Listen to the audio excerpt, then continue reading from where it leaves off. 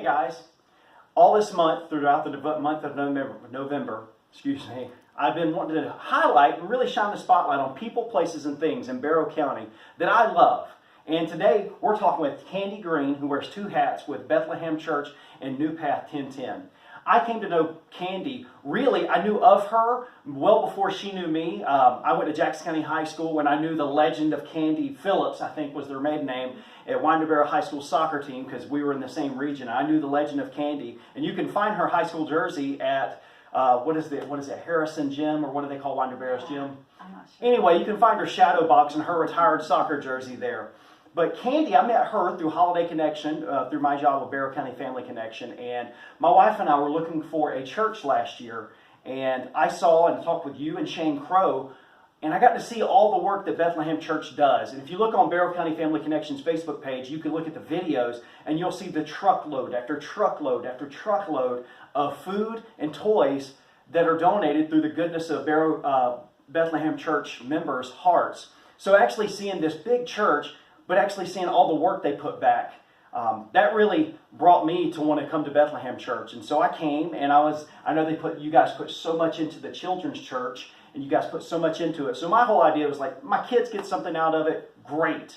If I get anything out of it, bonus. But every time, and Jason's such a great job, Matt Pyland does such a great job, every time I'm here, I get fed. And that's all you're asking for when you come to church, is to be fed. And I consistently get fed here at Bethlehem Church. So Candy, how did you come to Bethlehem Church? Yeah, so I'm a long-time member, about 16 or 17 years I've been here, but I just came on staff a little under 2 years ago, and they brought me on staff so that they could dive into community more. They wanted one person focused on community outreach, so that's how my position came about. And what all events that you have going on when your job with Bethlehem Church? Because I know we have a big one just rolled out yesterday, right? We do, yes. We are so excited about Winterfest at the Innovation Amphitheater, which will be December 21st and 22nd. We have our annual Walk Through Bethlehem, which is not just 1 week this year, but it starts November 30th and ends with Winterfest on December 22nd. And then throughout the year, we do a lot of different things, like a end of summer camp bash at Boys and Girls Club, feeding school teachers for pre-planning. List just goes on and on. You guys are heavily involved with our youth conference. You guys were the host venue here at the Palatial Bethlehem Church 316 campus.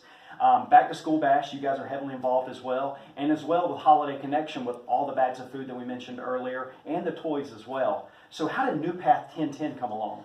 So a group of about 15 of us started meeting going on 3 years ago. Next spring will be 3 years ago. And we knew Bethlehem Church did a lot of good in our community, but what was the root of why the need exists? And so as we talked through our issues, hunger, addiction, mental illness, homelessness, and just going on, we kept going back to generational poverty.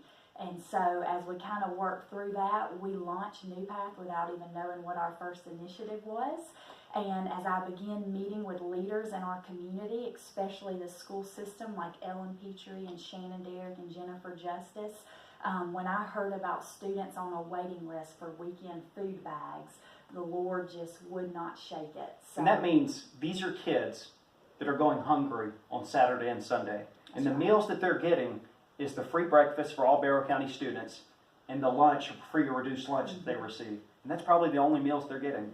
That's right. And I just could not shake that. And so I just prayed and said, Lord, if this is what you're calling New Path's first initiative to be, then have it on my heart when I wake up and when I go to bed. And it was 2 or 3 weeks. That's what I experienced. So I knew that's what God was calling us to do first.